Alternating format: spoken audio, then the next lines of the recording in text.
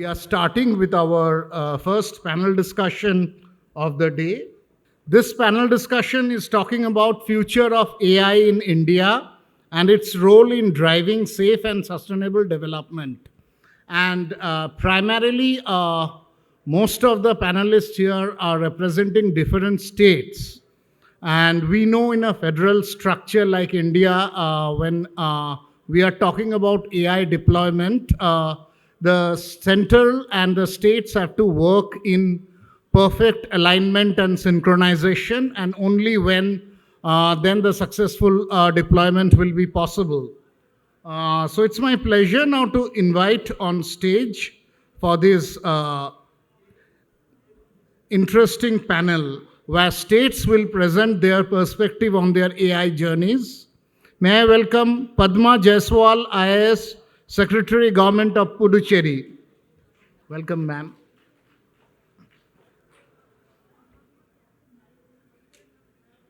Ashwani Kumar, IAS, Special Secretary, IT, Government of Assam. Can we have... I'll request if the organizers can just check. Ashwani Kumar might be outside. Dr. Piyush Singla, IAS Secretary, IT and Communications, Government of Jammu and Kashmir. Okay. Amit Sharma, IAS Secretary, ICT, Government of Mizoram.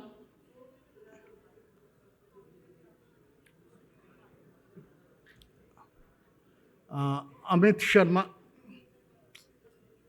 Dr. Albi John Verghese, IAS. He is the CEO of Tamil Nadu E-Governance Agency and Director of E-Governance. Dr. Albi.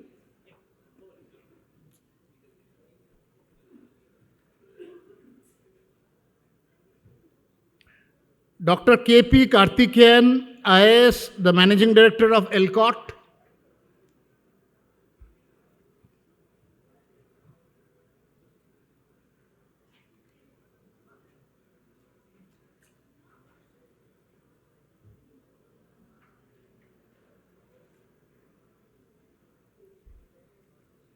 We're just waiting for the... I think they are in conversation outside, so just coming in a couple of minutes.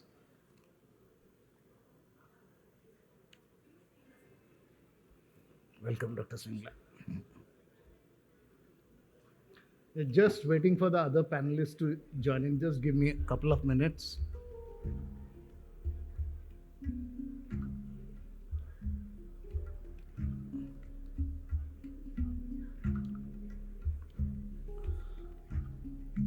Can we have Ashwani Kumar, IAS Special Secretary, IT, Government of Assam.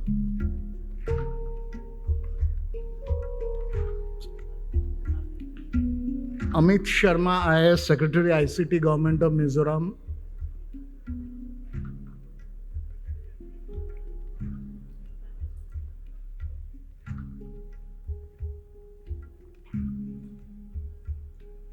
Thank you. Sure. Dr. Albi John Verghese, IAS CEO, Tamil Nadu E-Governance Agency.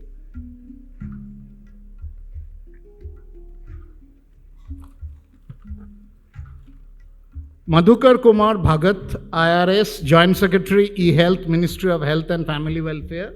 Yes, sir. Sandip Kumar, IAS, Director, Kerala State IT Mission. Yes, sir.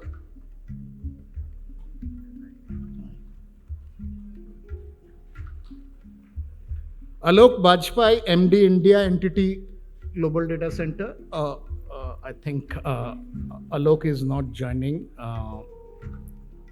Entity will be represented by Akhil Suneja, Regional Head, North and East, Entity Data Center.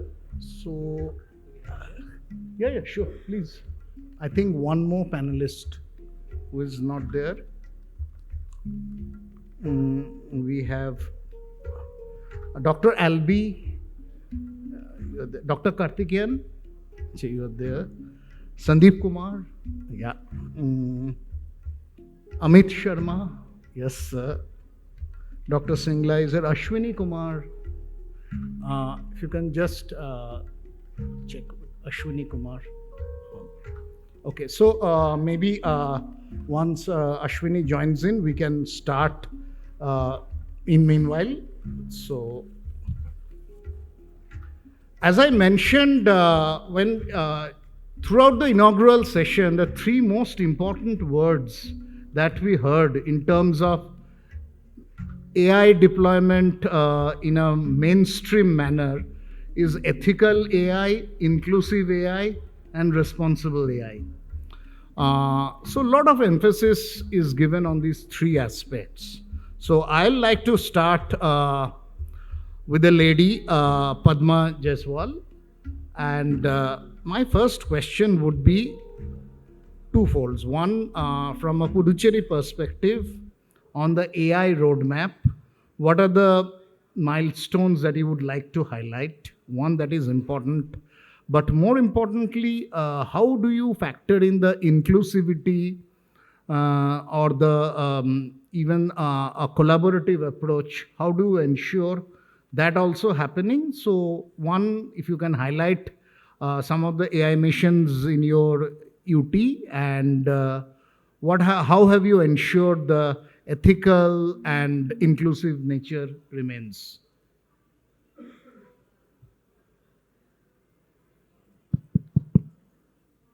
Yeah, so good afternoon to every one of them, every one of us present in the room. And I'm working in government of Puducherry. I'm holding the charge of information technology, economic statistics, and also the resident commissioner of government of Puducherry. Actually, we work, I belong to UT cadre, so I have worked in various states and UTs like Goa, government of Delhi and Arunachal Pradesh. So counting on all the experiences which I had, so 20 years back when I joined the service, I was, the way of functioning of the government was very different. We used to log in every transaction in the registers which was taking place. And thereafter, the computer happened and we digitized our records by feeding it, the data entry operator was using to feed the records in the computer system. Then came the PBAX and, the intercom operators, we used to get connected through that. Then came IP telephony. So now, we are totally very much into this kind of automation, which is the AI, artificial intelligence in some mild form. Maybe I will not say that we are using generative AI in the offices, but e-office and about analysis, data analysis, and so many other applications of the AI in smart city projects, in so many of the projects which are taking place in the health sector, in the education sector, in predictive policing. So we have all the applications. But why I recounted my experiences of the past 20 years was that, like, since we are talking about Viksit Bharat and we are trying to anticipate the 30 trillion economy by 2047, so we have to go by a planned blueprint. We have to have some foundation, and we need to have some kind of, some kind of structural strategy as to how can we go about. So now what we were using, so what I would recount that had we used our data properly, by preserving our data in our records, we would have been in much better position, to take the decision and to achieve our sustainable development goals. So data preservation is the key to implementation of the artificial intelligence. And this is how we now realize in the government of Puducherry. So economic and statistic department, which I'm holding at present, our responsibility is that we should try to integrate the data of all the departments together and make a kind of a our own foundational model, which will be again replicated, and we can make the machine learn more statistically and more, efficiently. Because more efficient is the data, more implementation of the AI will be effective, and we will be able to reach the last mile connectivity. And the inclusivity, as you have mentioned, the weaker sections of the society, the marginalized, mostly, the differently abled people and the women, and the one who are at the cutting edge level, those people will also be covered. Because now, since we are seeing, like, we are working with many service providers, many, operators and deployers. So what we think that when they deploy their applications to our, our government applications, it gets little bit difficult. Sometimes the alignment doesn't comes about. So therefore, data is very critical, and a blueprint. A roadmap are also there for next gen AI. Smart power distribution is one of our youngest business unit. So we have different business unit. headed by different industry veterans. So smart power is the latest addition where we are aiming to automate start from transmission to distribution and to end level distribution to consumer also, right? So currently we are executing some of the project with respect to substation automation monitoring in various states with the PFC, Power Finance Corporation. Some of the use cases we are build up now because we already implemented this. We installed the remotely RTUs at various substations, so data are coming. So we are building some of the AIML use cases here. So these are the next steps we are planning. I would like to conclude in a way that the topic is the AI. So since we are synonym with the AI, so all of the products, all of our technologies are all inclusive. So start from farmer to commuter to miners to government to state government to municipalities, all we are providing them solution. We understand their pain problem. We tackle their day-to-day challenges on how we can improve their life. The second is all indigenous.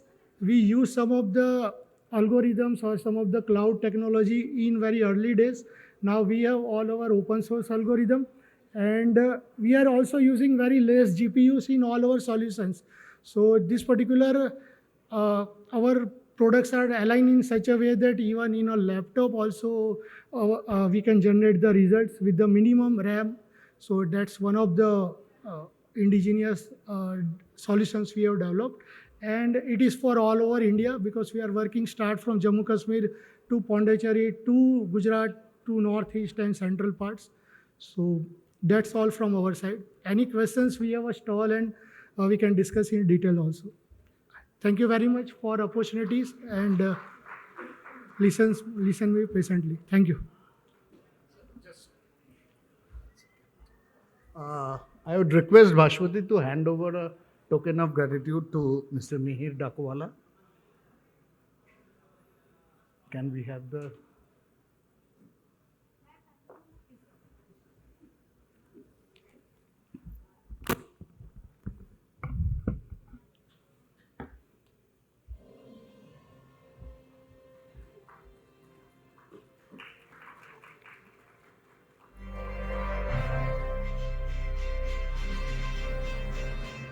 I would also request to hand over a token of gratitude to Mr. Ashin Uday from IOTA Data Services.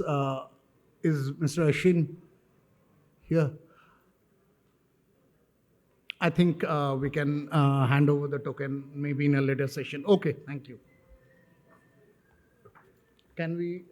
So now, as the chairs are getting ready, we are starting with our first panel discussion of the day.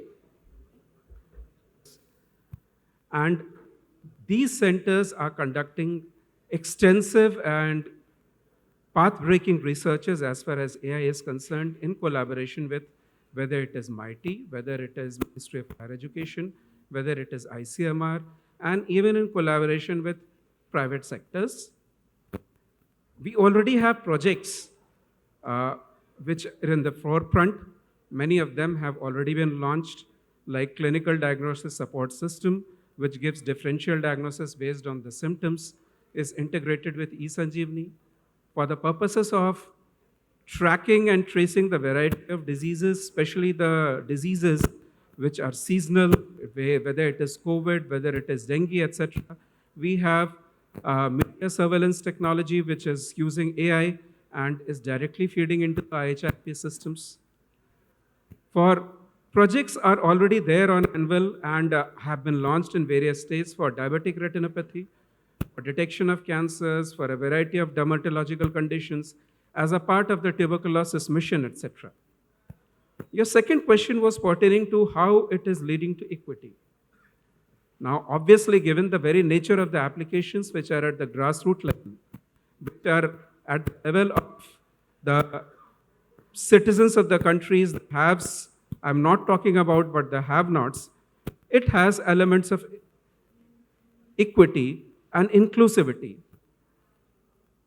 Imagine that AI is integrated with our systems of telemedicine, where in a far remote area in Northeast and far remote areas, where just by using the handheld X-rays technology, by using the fundus cameras, etc., we are able to beam in the images, and these images through the telemedicine platform is coming to a doctor who is again at a remote center, is not physically present, and that particular doctor requires an expert triaging through an AI solution, which is again being given through another center which is in a far off location.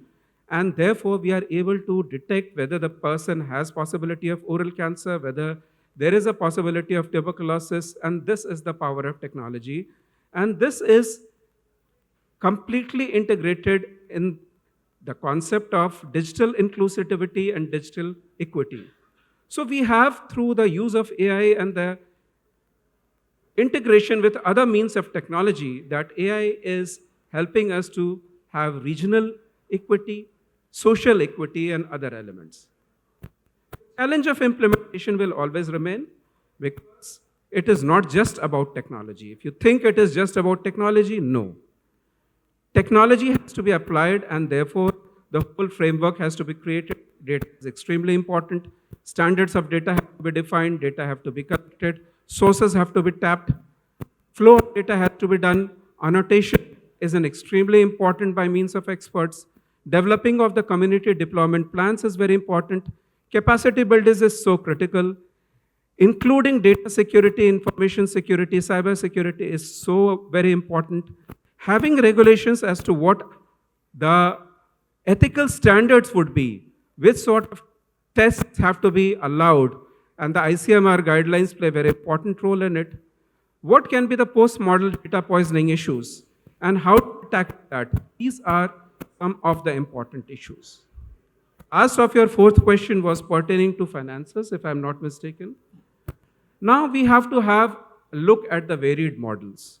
So, as I mentioned at the very outset, financing is done through specialized projects of Government of India, like we have projects which is financed through ICMR, we have projects which is financed through MOHE, and also through MITI. Besides, we are also financing through public-private partnership. Okay, we have MOUs for that purposes. So my point was, since you mentioned like connectivity or the security, which are important issues, but the technologies come at a cost. And so when these are citizen-centric services, so that cost, and you rightly mentioned about the digital equity. So for those delivering those services to citizens, especially from a socio-economic strata who are a little backward, so that's where the budgetary issue I was coming. So how is the department looking at funding those kind of technologies and projects? So as I mentioned, there is government funding as well as the private sector funding. I mentioned that through the various ministries, Ministry of Health is also funding, ICMR is also funding, and each fund comes with certain specified criteria. Okay. Right? There is funding which is available for the technology support through MOUs with private sector also. Right? However, when we talk about equity, it's the very nature of the project which incorporates equity. Exactly. Right? So the models which are developed is not on a revenue basis. It is for the purposes of application in the private sector to make available to the states, as I mentioned, that we, through the National Health Mission, also launch into the states and make it available to them. Okay, thank you. Okay, going back to the states, I'll come to the Northeast. Assam, we have with us Ashwani Kumar. So again, the question, the salient applications or use cases of AI, especially, and we heard sir mentioning in the morning about the potential of Northeast to emerge as an AI hub. So from an Assam perspective, which are some of these initiatives that you would like to highlight, and how have you ensured this inclusivity, the contour of inclusivity gets aligned with those projects? Good afternoon, everyone, all the panelists, all the guests.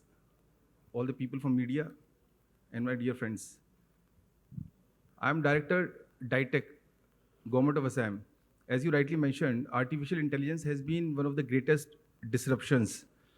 And if you see the geography of Northeast, so it's a small population scattered over a large area, and you just move around 100 kilometers, the geography entirely changes, the language changes. So there are a lot of languages which are spoken there, and it's very difficult to communicate sometimes, because if you go to Upper Assam, the language is different. If you go to Lower Assam, the language is different. I look after Seva Setu Assam Unified Portal, where we deliver around 833 citizen-centric services. So after Bhashini has been a game changer, where there was a problem with the communication, so it has bridged the gap which was already there.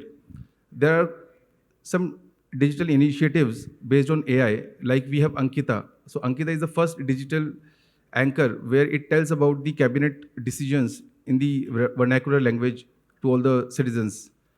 After that, we launched Ankur. So it was the first digital spokesperson who tells about the social welfare schemes of the government of Assam.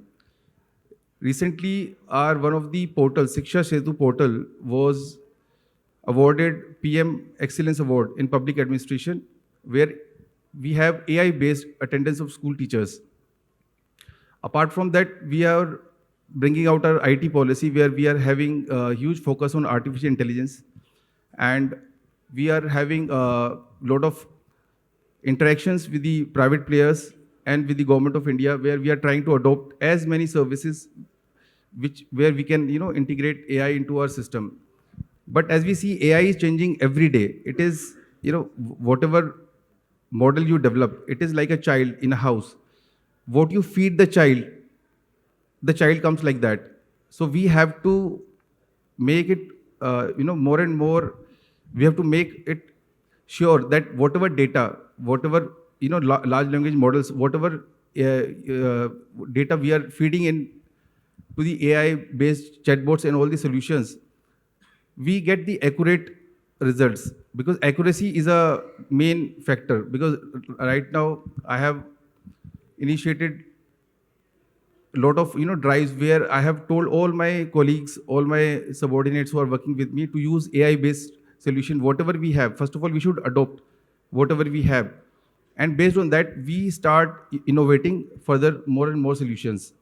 Recently, we had a meeting with a lot of private players where we are having WhatsApp-based services, because right now what I feel is citizens don't know what actually is being given by the government, and now we have so many schemes.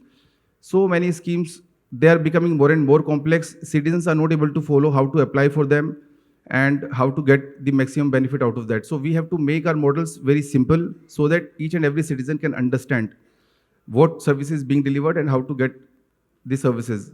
More focus is being laid on public grievance redressal system. What I think is public grievance redressal system is in itself shows how inaccurate our scheme is, because as less complaints we have, the day we don't have a public grievance system, that means our system is more successful.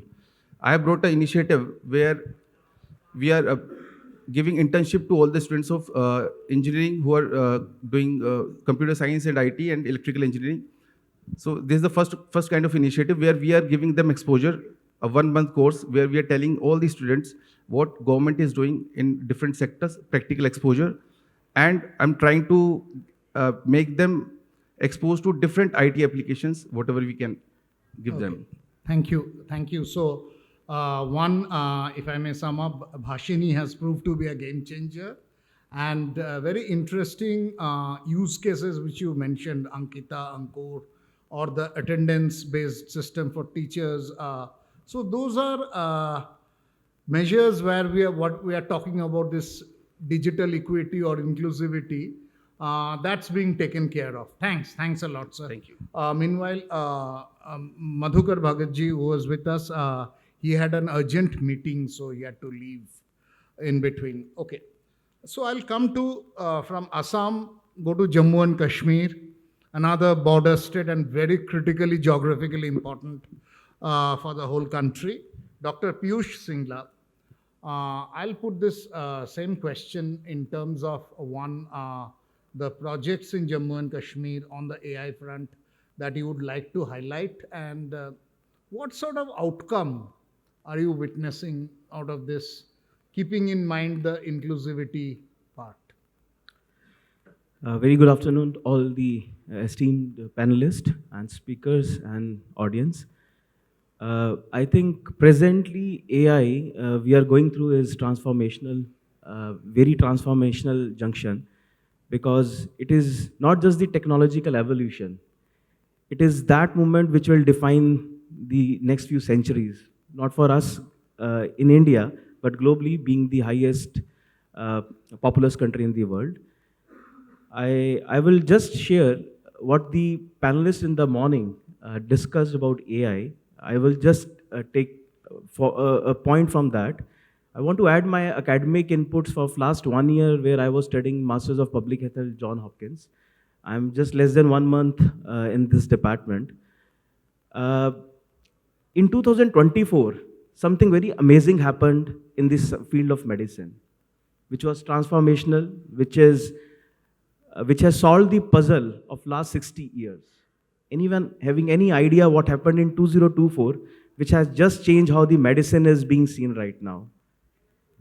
In 2024, the Nobel Prize for Chemistry went to a company who worked on alpha-fold proteins.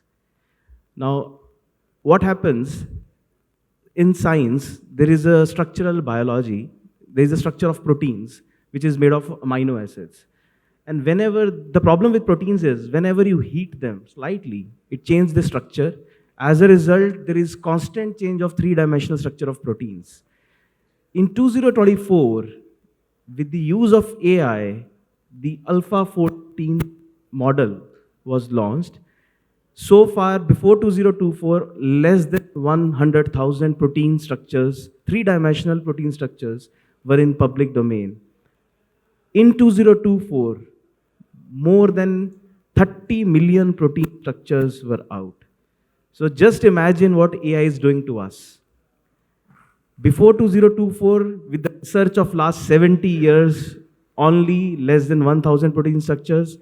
In 2 years of AI, it is 30 million. Now with this protein structures, is changing everything, right from drug discovery, right from how the medicines are made, how the interventions are made. The limit point I wanted to make through this point, it is coming very fast. And same, our governance, especially in the government, has to adapt very fast. As you rightly mentioned, Jammu Kashmir being a different state from the perspective geographically, law and order, sensitivity, various issues have to be seen from that light. Here I see the data protection So, very, very if I important. may say, especially from a Jammu and Kashmir perspective, would you like to enlighten us about the digital health initiatives and how AI is being leveraged there? So, as our esteemed speaker on the dais from Health Department, Government of India, he mentioned about the e-Sanjeevani projects. I think ABDM is one mission which is a game changer. Ayushman Bharat Digital Mission. This is not just e-Sanjeevani. It has more contextual reference to the far-flung and remote areas of Jammu and Kashmir. There are still areas in Jammu and Kashmir which are 4 to 5 hours from the district headquarters. As would be with any other state, I would say Jammu Kashmir still have the human resource crunch. So I think telemedicine will be a game changer, and AI Exactly. being integrated into e-Sanjeevani, as sir was mentioning, is giving a lot of fruits, not just saving the resources, but utilizing the resources where they are actually required. Okay. But at the same time, at this point, I would like to highlight the issue of cyber security as well.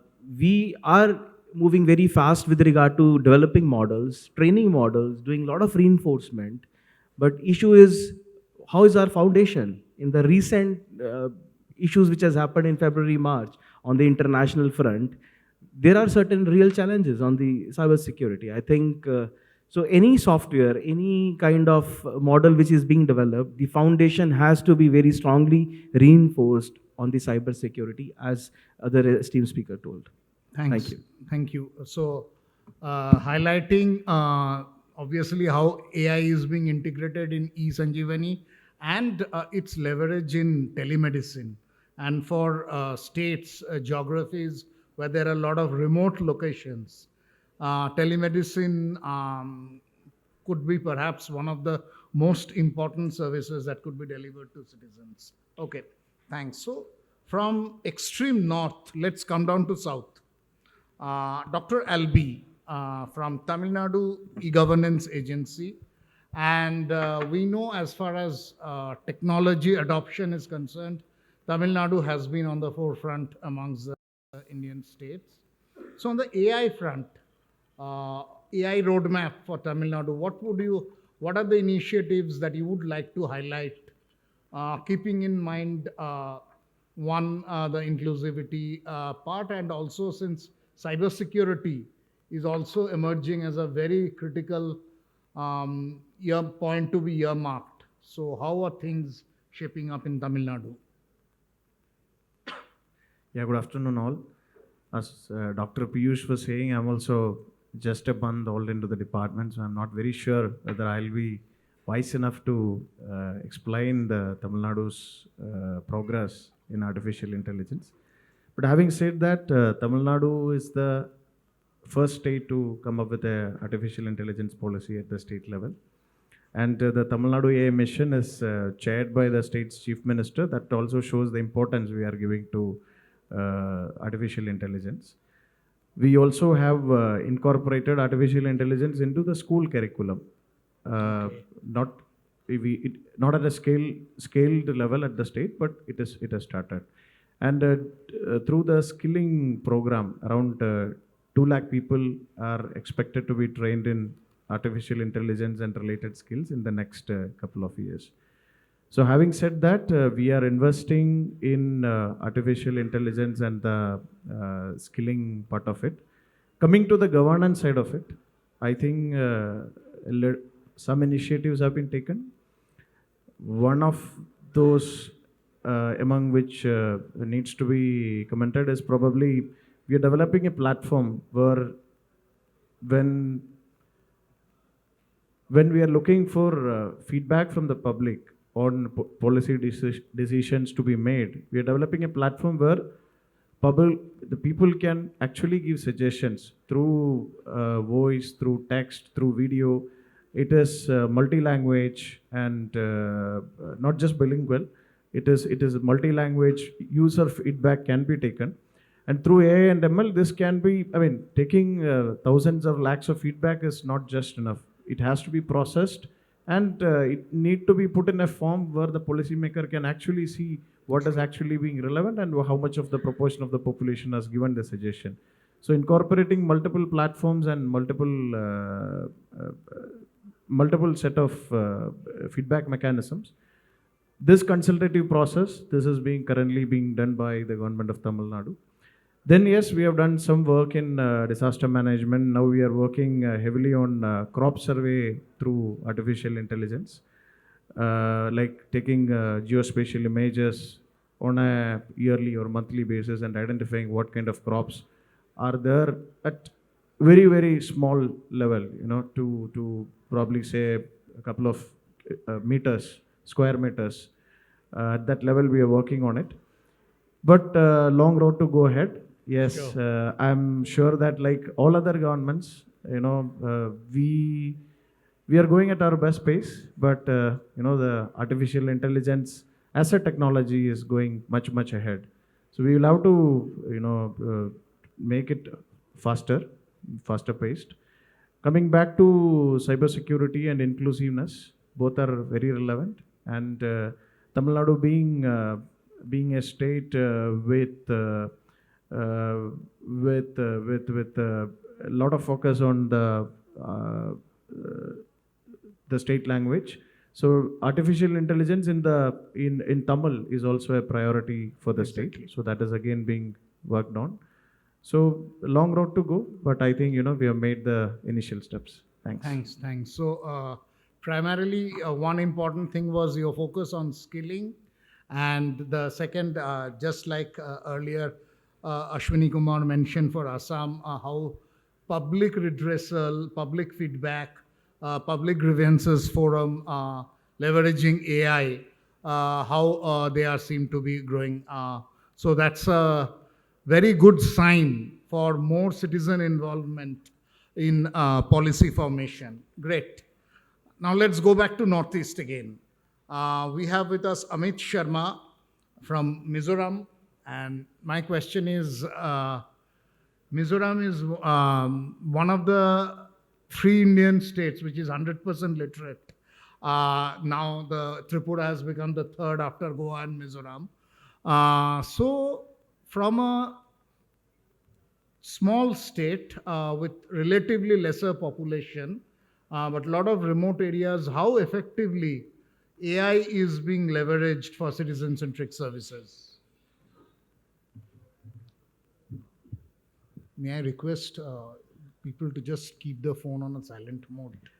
Yeah, thank you, first of all, the organizers, for putting your attention towards varied parts of the country, starting from up north to northeast and down south, and the way you are handling, that's very nice, like making all areas. Unity in diversity. Yes, I yes, think. that's the way to do it. So thanks for that. And yes, about a very relevant question which you just asked me, harping upon the past experience you carried with the learnings in Jammu and Kashmir, then Ladakh, and now handling Mizoram. And coincidentally, the same domain, this IT, ICT, which I was fortunate enough to contribute for and exchange my knowledge and implement a little bit of reforms. So here I would say that like many other states and UTs, we are in a nascent stage. We are implementing artificial intelligence models, but we are implementing them in a phased manner, in the sense like to reach out to public. We have realized one thing. First of all, the connect is all about our esteemed colleague from Assam was talking like public connect and the services through bot models and all. Maybe that is the next stage.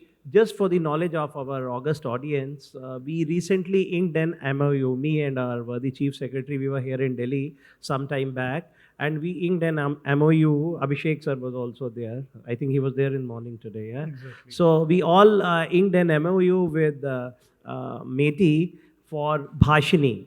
Bhashini is one of the most important things. I think AI generated model, large language model, in which connect has to be there within the state also. You see, major disconnect I found when I last year joined this part of the country, that language was a challenge here, and to an extent a barrier also, because mostly things are done in Mizo. Like my friend from Tamil Nadu will also agree why they are giving so much importance to language. Because you see, you can't work in silos in today's world. Our friend Piyush was there, he traveled across, he has seen language plays a vital role wherever you are, whatever you are doing. So, not to undermine, we thought that first of all, let's implement this large language model. So, Bhashini we have implemented in Mizoram, and I think this month only with Honorable CM, we are going to organize a big workshop there with Bhashini team and mighty officers, maybe Abhishek sir, or we'll invite even Krishnan sir. So they'll be coming and they'll be, interacting with people. We'll be organizing hackathons. We'll go up to the college, school level, wherein we will organize some competitions in which some statements would be written, and those competitions. That will help us to generate that Mizo model in a much faster way. Okay. Just implementing it, bringing Bhashini as inking MOU is not enough. Next is just to have it on board, like interchange of language and that. And secondly, I would be happy to share that last year Microsoft CEO was here. We planned it, and we are giving it a very good impetus. We are going to implement AI certified courses with Microsoft. I think again this month only, maybe next week, we'll ink an MOU with Microsoft. Okay, great. Under CSR. So Microsoft will be coming and they'll be giving AI certified courses for the employees in Mizoram and even for the students out there. Okay. Yeah, maybe some short modules, 10, 15, 20 hours, virtual courses. So these little initiatives are going to make a big difference. And I certainly believe that we are at a point from where we can take off. Like yesterday, I was speaking somewhere, and it was all conference about Northeast, organized about what initiatives on AI only, coincidentally, we were talking. And I think that we are going in a very decent pace to implement AI generative models in Mizoram. And it's a fact, like whether it is medicine, like we just talked in today's discussion, whether it is education, whether it is public dealings, or whatever activities you are doing, you have to have AI generative models. And we strongly believe it, and we focus on it. And recently in Guwahati only, we had a workshop of UNESCO in which ethical AI was a thing. We discussed and we participated, and we talked that it is important to implement AI, but ethical AI is more important, and we should focus on that, especially keeping into consideration the relatively far off remote places, the tribals, their ethos, their values, which should not get challenged or disturbed because of the because technologies are always disruptive, but when implemented in such a manner that they create some kind of chaos in terms of implementation, and they become some conflicting things, then it's a problem. So you have to take care of a very sensitive, because India is a diverse nation, you just said now. So diversity of the nation has to be given total respect. That's why UN is also focusing, and I think we from here on this message should be loud and strong. Sure. Thank you. So localization through language seems to be another, if I may say, key focus areas on the AI journey. I'll come back to Tamil Nadu, ELCOT, which is the nodal IT agency, Dr. Karthikeyan, in terms of the AI initiatives, and if you can be requesting, since we are running behind schedule, you can be a little more succinct. Sure. So, in the state of Tamil Nadu, as my colleague Albi has already briefed, from across sectors, not just in one or two sectors, health, education, agriculture, across sectors we are working on AI interventions. You might have heard of massive floods of 2023 in Tirunelveli, where we worked with grains. We were able to distribute identify the crop loss in 15 days and distribute the complete distribution of compensation across the district for more than 3.5 lakh farmers in 15 days.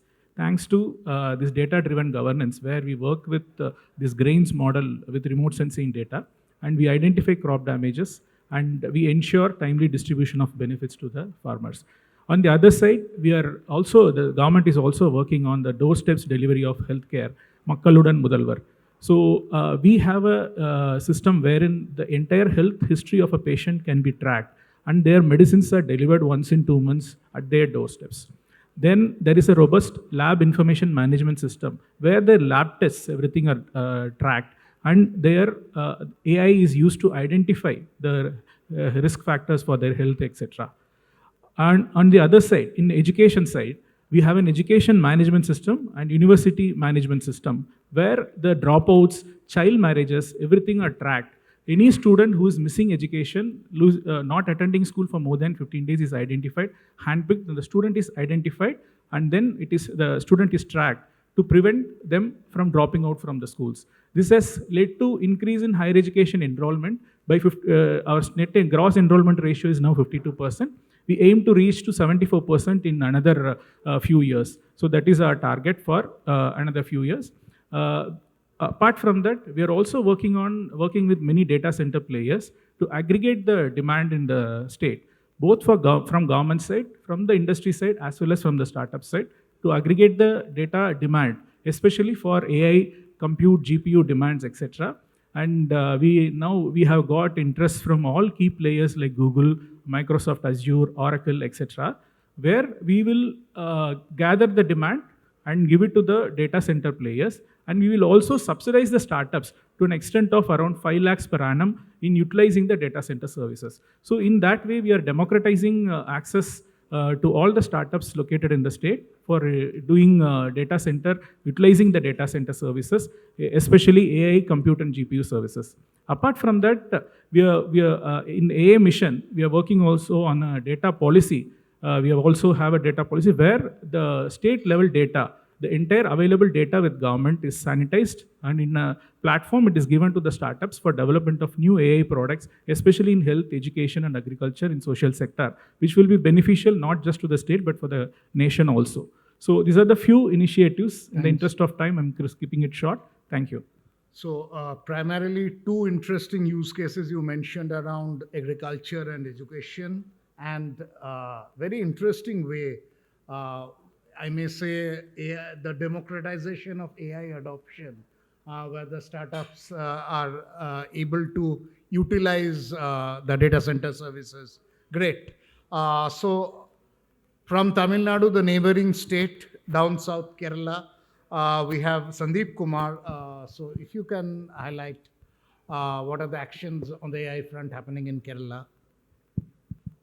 So in Kerala, we are focusing on knowledge economy, and AI is one of our priority area in which we are working. So we have one task force headed by Chief Secretary, sir, and there are different this sector-wise this group of officers are there who are working onto that. So recently we have launched one Kerala AI KI initiative. So we have lots of discussion regarding regional languages. So KI came in Malayalam means hand. So we are saying hand for the smart governance. So there are a few components on which we are focusing. AI is a very large topic, and I can just briefly tell you what we are doing. First one is the application development, like India AI Application Development Initiative we have adopted in the state. We are going to have monthly hackathon. So what we do that, we have formed a committee and we proactively go to department, identify what are the problem statement that is there in the department which can be solved with the use of AI. That we form a problem statement that we put up to the startup and the companies. They come up with a solution beforehand. Then we have one day hackathon like workshop, and then we see which all application can be adopted. So that is the model we have adopted, so that more and more AI solutions which are available already in the market is adopted in the government department. So that is one of the continuous process that we are going through. Second one is I would come back again to challenges that is there in the government in the adoption of AI, particularly with regards to the government department. Padma madam was initially talking about the data, and this is the one of the biggest roadblock what I understand that is there in the because we have accumulated so many data in the government department, and that is in a form which cannot be easily shared. So it is a task in itself to organize this data, standardize it, and make it available on a platform.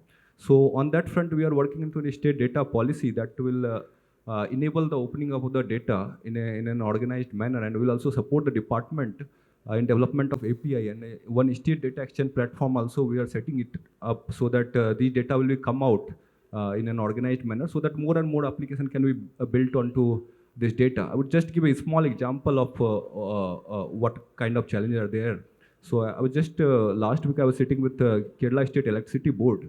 We were trying to identify the data set which can be opened up so that a new AI solution can be presented by the startup and the companies. And one simple data was that Kerala State Electricity Board has so many of consumers, and we have this consumer information data and the consumption data. So if we just we identify that data set, and if we are just able to make that available in public domain or to the startup, there are so many interesting. In one day we get to know like so many of interesting use cases came up. So can we have like peak time calculation? Can we have better grid this system? Can we have like even the property tax calculation if electricity is getting consumed, we can actually do it. And even we came to understand that the travel helmets where this electricity is not getting consumed. So if we analyze it, we will interestingly get to know that what kind of problem we have given electricity connection, but that is not being used by the travels. So we are able to identify just a small data set of one department. Exactly. We have so many departmental data being held by the each department. So that is one of the things. Infrastructure side, lots of discussion has happened. So what we are doing that one GPU cluster we are setting up, it's a very costly affair for the state government to invest too much. So that's why we are PPP model. We will be investing some money, and we expect that a private player also join hands with us so that we can have more capability. India AI compute facility, of course, we will be utilizing it. And we have also applied for a center of excellence in the field of AI. One of the last component I will focus that this capability and capacity building in the government department itself. We have so many of open source and this applications which are already available in the public domain. So is the government able to utilize that? So our secretariat staff, departmental staff, are they capable enough? So that is the capability building that we are doing continuously. And now skilling part also we are taking care with the university. We have Digital University Kerala and other skilling agency like ASAP and this.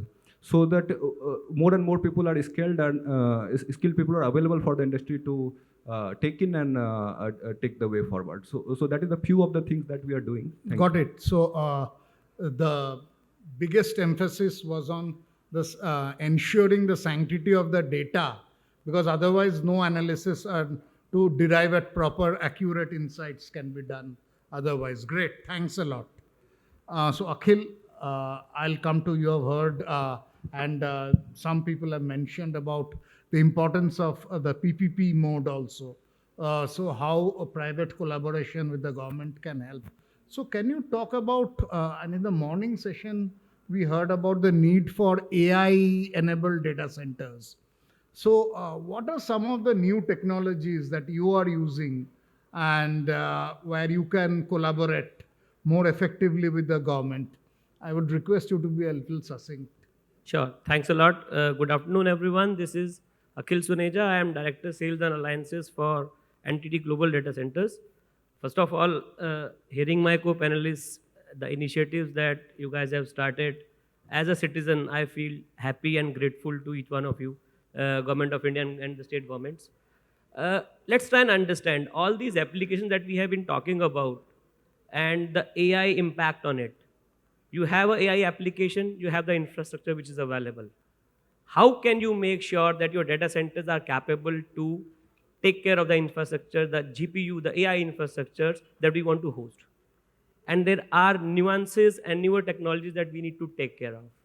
So as a pioneer in data center technologies, NTT Global Data Centers has come up with certain industry firsts. For example, we can now provide a single rack with a capacity of upwards of 40-50 kilowatt.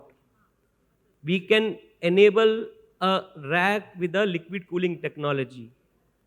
Could somebody have imagined that a server can be dipped into a coolant and we can save a lot of power and heat that is dissipating out of it? All these things are available with the modern data centers now. And we have now partnered with India AI mission, where we are providing infrastructure to various applications across the India. Now, we want to create a similar model with the state governments. We want to make sure that how can we partner a state government, co-create an infrastructure which is modern, state-of-the-art, scalable, and has all the latest technologies in place. We can make sure that your requirements are being met quickly and as per the requirement of the end citizen services that you want to dissipate to the end citizen. So this is how we are moving forward. Couple of things that I would like to emphasize, that as India's #1 data center player, we have our data centers across India which are ready, which are AI enabled, which have latest technologies, which can take care of your scalabilities as on today. There is no need to build up fresh data centers, or we can, try and co-create data center infrastructures along with the state governments and central government as well. Okay, thank you. Thank you.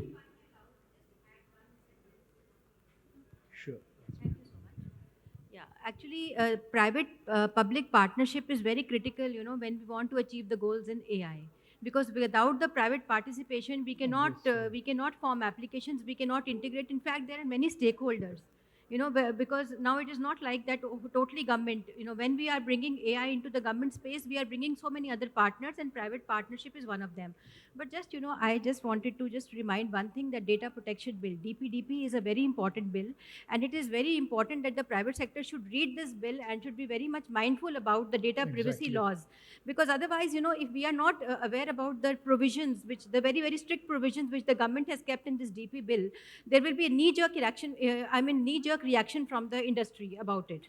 That because the fines are so exorbitant, and we have totally taken upon what the European bill on AI has accomplished. So government has to only try to be very safe when it comes to data privacy, and it is all about data. So data consent should be very critical in this AI. All the Thanks data. for highlighting that. Okay, so I'll just 30 seconds to each speaker. We are really behind schedule, and I'll just ask over the next whatever time frame, 1 year, 2 year, or even 3 years, from your state or union territory perspective, one major thing on the AI roadmap that you would like to highlight. I'll start with you, madam. Every place has different applications of the AI. So in Delhi, it is maybe about predictive policing more, installation of cameras, because the crime is of utmost importance and priority in Delhi. But when it comes to Puducherry, UT of Puducherry, which is mostly urban and which has already achieved its sustainable development indicators as set up by the union territory, so the focus is more and more on increasing urbanization as a tool for income generation. Income generation not only for its own territory but also for the adjacent places which is around it. So income generation is one of the most critical tools and targets. So therefore, we would try to have those AI applications which are going to multiply, which will be the force multiplier when it comes to generation of the revenue. So smart city projects will be more critical in UT of Puducherry in the years to come. So urbanization for income generation across the hinterland, if I may say. Okay, Ashwani, Kumar, from Assam's perspective, 30 seconds. What I see, whatever services we are delivering from the government, right now we have a lot of services, but whether citizens are able to take advantage of that, our focus will be to make citizens aware what services are being offered and to offer these services in such a simple and transparent manner that everybody can make use of that. And what I feel is if whatever the government is doing, if even 25 to 30% benefit is delivered, is all the citizens get their services in a simple, transparent manner. So that would be a huge thing. We have seen Paytm, like today, like I myself have forgotten what are my passwords for debit card, credit card. It is such a simple application. I haven't seen any other application from any bank which has made a similar application. So we have to make government services easy to deliver. Whatever services we deliver, they are very difficult to access. So we have to make these services very, very simple so that anyone can come and take benefit of these schemes. Thank you. Thank you. So simplifying the citizen services. Dr. Piyush, your 30 seconds. I think for Jammu and Kashmir, one key thing we would like to do is the Center of Excellence. We are already in discussion with IIT Jammu. We want to partner with the academia to create not just the Center for Artificial Intelligence, but all for the emerging technologies. So we are working very closely with BISAG, who are our knowledge partners in number of projects in Jammu and Kashmir.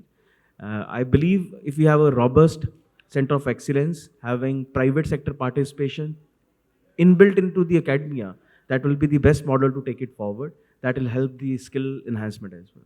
Thank you. Thank you. Dr. LB.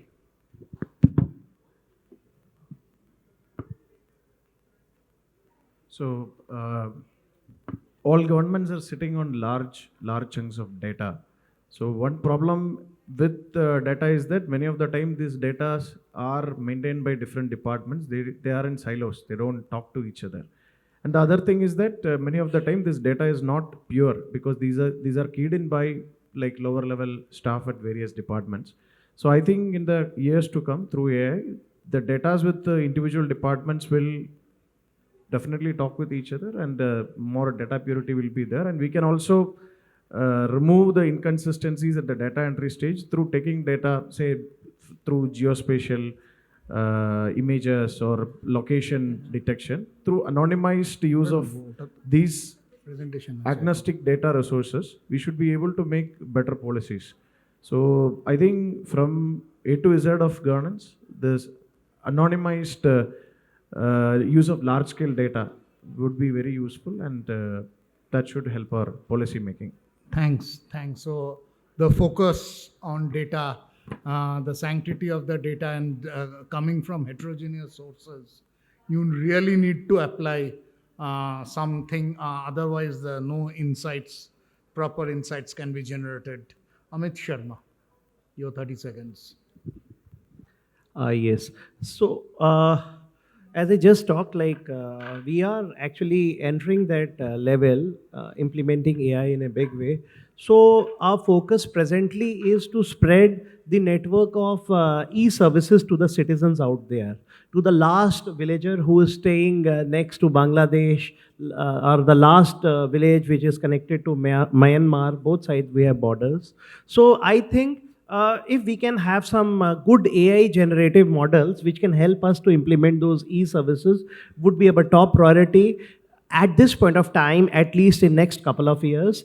At the same time, at the macro level, I think I talked with Invest India also. We can have a global capability center, GCC model, to be implemented there, because we are very favorably, geographical location is like this, pitched between two nations, one side Bangladesh and one side Myanmar, and we can offer them wonderful services, end-to-end BPO solutions, and this will help in reversal of brain drain and generating a lot of employment opportunities, which I think Mizoram deserves, especially because train is also reaching there. Sairang it has reached, and it will be inaugurated any time in next 1-2 months, as it has recently happened in Kashmir, connecting Kashmir, that side of the country. Yes. Thank you. Yes, and the innovation that you are mentioning, that's really interesting to know. Maybe we can focus and take it up in detail later. Okay, Dr. Karthikeyan, your 30 seconds. Yeah, to just continue from what my colleague has said, now we have a huge chunk of data sitting in. For example, we have the 100% registration of pregnant mothers. Now I can track right from pregnancy, the outcomes of pregnancy. I can generate the child's birth certificate. I can generate the certificates of the kid. I put him in a school or an Anganwadi. I can track his nutritional status and provide him solutions. And I have put him in school, his educational outcomes, his skilling needs, university management, and his upskilling and job or entrepreneurship. So I can track the entire system. We'll go for a predictive and proactive governance model where citizen services are delivered based on data. And we almost have sitting on a 3 years grievance redressal data, which is available online. So we can geographically map the grievances and plan our developmental and infrastructure projects based on the geography demands from public on a proactive basis. It need not be reactive, it can be proactive. So we will, in another 3 to 5 years, with the available data and with the help of AI, we will be moving towards a proactive governance model. Okay, so a proactive governance model using AI. Again, an interesting thought. Akhil, you have the last word, your 30 seconds. Yeah, from entity global data centers, our endeavor is very simple: to provide modern, secure, compliant, and scalable infrastructure which can be made available to you in matter of weeks, not months and years. This is what we want to support you. This is how we want to support all the applications that you guys have planned for. Thank you. Thank you. With that, we come to the conclusion of this panel discussion. Before we disperse, I'd like to request Shangomitra to please come on stage and hand over a token of gratitude to all our panelists.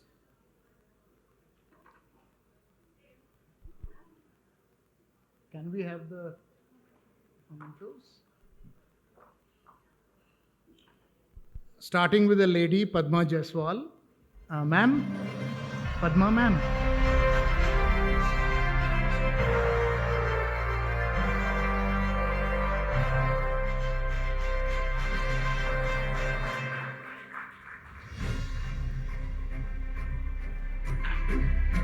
Ashwani Kumar.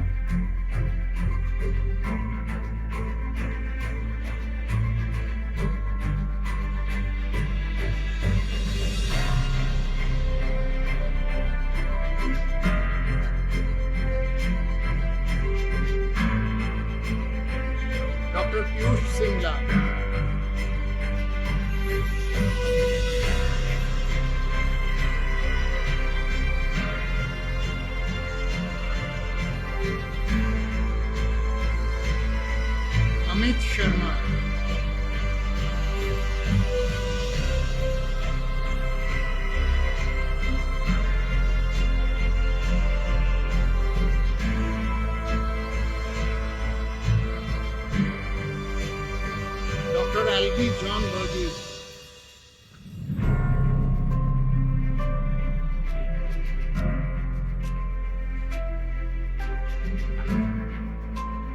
Dr.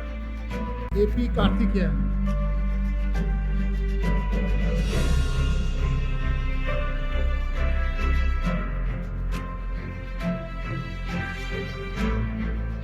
Sandip Kumar.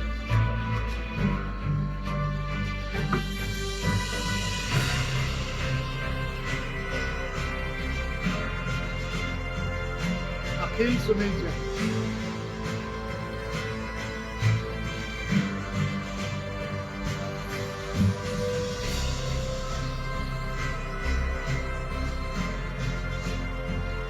Thank you. Can I request all of you to group photograph?